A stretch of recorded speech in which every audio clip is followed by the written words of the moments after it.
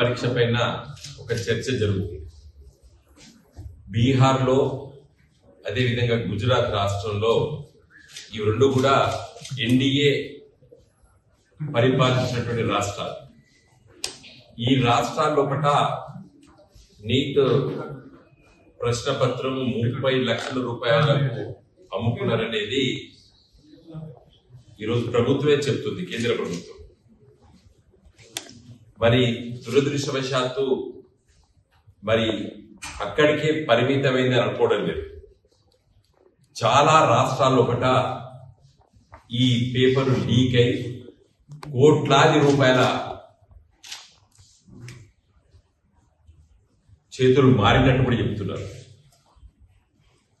మరి దీనిపైన ఈడీ ఎందుకు స్పందిస్తున్నదో అర్థం కావడం లేదు. అంటే రూపాయలు ఎక్కడైతే ట్రాన్స్ఫర్లు అయితే అక్కడ మరి ఈడీ వస్తుంది, మనకందరికి తెలుసు. ఆ చట్టం కూడా చెప్తుంది, ఎఫ్ఐఆర్ రిజిస్టర్ అయితే వాళ్ళు పోవాలి.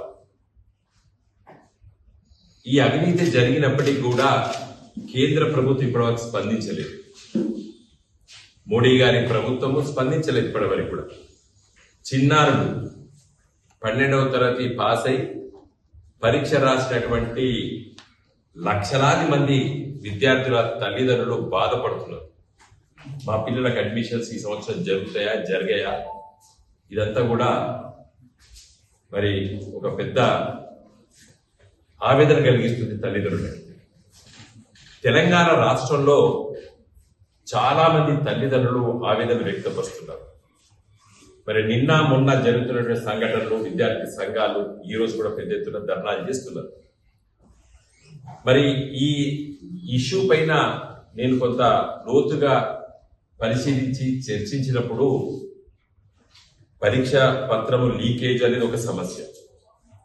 ఇది దేశవ్యాప్తంగా వందలాది సెంటర్ లోపల ఈ పరీక్ష నిర్వహించారు, విదేశాల్లో కూడా ఈ పరీక్ష నిర్వహించారు.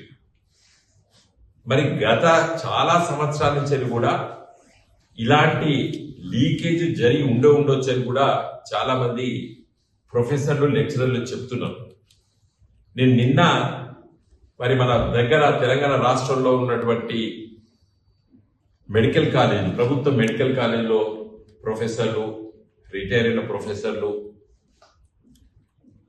తర్వాత ఎగ్జామినర్స్ కొన్ని అసలు ఈ నీట్ ద్వారా మనకు ఈ లాభం జరిగిందా, నష్టం జరిగిందా? మనకందరికి తెలుసు, ఎన్టీ రామారావు గారు ముఖ్యమంత్రి ఉన్నప్పుడు చాలా కాలం క్రితము దేశవ్యాప్తంగా ఎంసెట్ పరీక్ష ఒకటే ఉండాలని చెప్పినప్పుడు తమిళనాడు రాష్ట్రము, సమైక్య ఆంధ్రప్రదేశ్ రాష్ట్రము మనము దాన్ని ఒప్పుకోలేదు.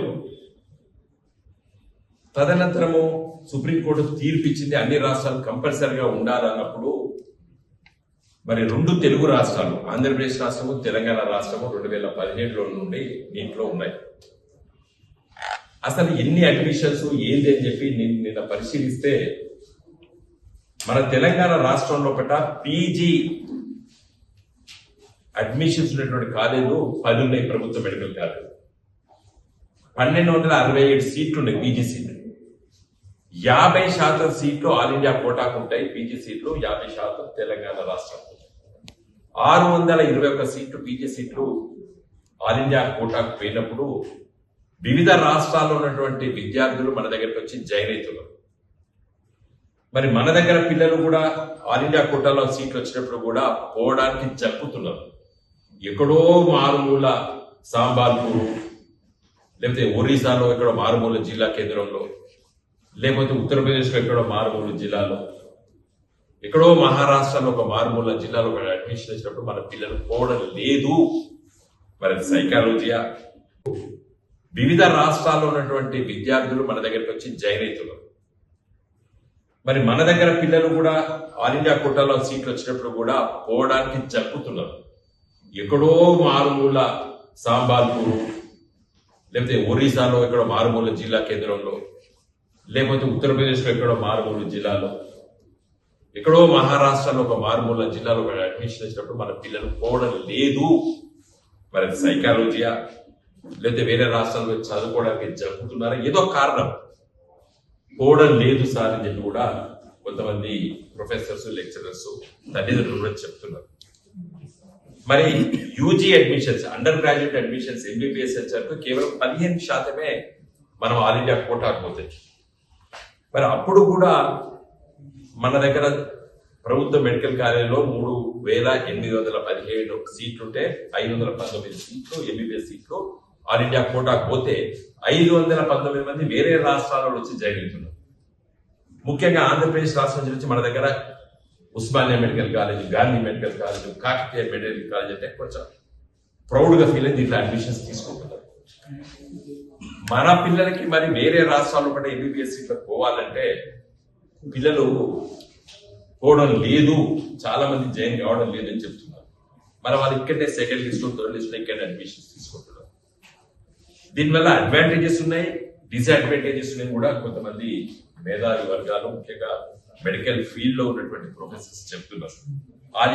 ఆల్ ఇండియా కోటాను యూటిలైజ్ చేసుకుని మన ఎక్కువ సీట్లు మన పిల్లలకు రావచ్చు, మన వాళ్ళు కొంత బాగా చదువుకుంటారు కాబట్టి మన సీట్లు ఎక్కువ వస్తాయని చెప్పి ఆశతోనే ఈ 2 తెలుగు రాష్ట్రాలు ఆల్ ఇండియా కోటాలో జాయిన్ అయ్యారు. కానీ మనం చూసినట్టయితే మరి ఆ మెరిట్ లో ఉంటారు కాబట్టి మనం సెకండ్ లిస్ట్ లో ఇక్కడ అడ్మిషన్ వచ్చినప్పుడు ఇక్కడనే తీసుకుంటున్నారు. డిసడ్వాంటేజెస్ ఏమైపోయినాయంటే టోటల్ నెంబర్ ఆఫ్ సీట్స్ మనం ఎంతైతే కంట్రిబ్యూట్ చేస్తున్నామో, ఎందుకంటే తెలంగాణ రాష్ట్రంలో ఎక్కువ ప్రభుత్వ మెడికల్ కాలేజీలు ఉన్నాయి, 27 ప్రభుత్వ మెడికల్ కాలేజీలు, ఇంకొక 5-6 వస్తాయి ఈ సంవత్సరం వచ్చే సంవత్సరం. మన కోటా ఎక్కువ ఆల్ ఇండియాకి ఇస్తున్నాము. ఆల్ ఇండియాలో కూడా దేశవ్యాప్తంగా 28 రాష్ట్రాలు అన్ని కూడా కొడితే మనకు తక్కువ సీట్లు వస్తున్నాయని చెప్పి మరి చెప్తున్నారు. Majority of the students are not willing to go to other states.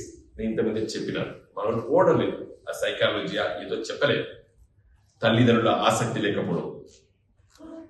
అదే విధంగా చూసినట్టయితే వేరే రాష్ట్ర పిల్లలు తెలంగాణ సీట్లు వస్తే ఉరుగురికి వచ్చి జాయిన్ అవుతున్నారు. మన హాస్పిటాలిటీ కావచ్చు, మన ఫుడ్ అవైలబిలిటీ కావచ్చు, తెలంగాణ రాష్ట్రం కాస్మోపాలిటన్ స్టేట్ కాబట్టి వేరే రాష్ట్ర పిల్లలు మంచిగా వచ్చి ఇక్కడ జాయిన్ అవుతున్నారు మన మన మన తెలంగాణ ప్రభుత్వ మెడికల్ కాలేజ్.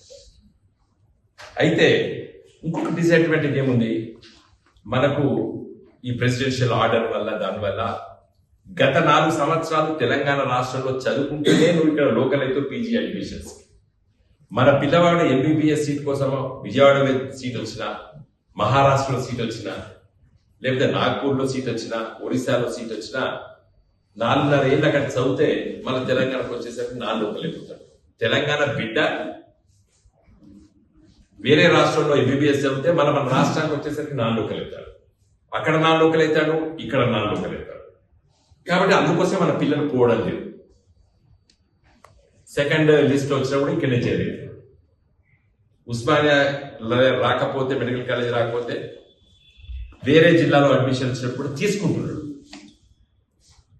కాబట్టి వేరే రాష్ట్రాల పిల్లలు ఇక్కడ ఎంబీబీఎస్ చదివితే వాడు పీజీకి ఇక్కడ లోకల్ అయిపోతాడు. ఎందుకంటే 4.5 సంవత్సరాలు ఇక్కడ చదువుకున్నాడు కాబట్టి ప్రెసిడెన్షియల్ ఆర్డర్.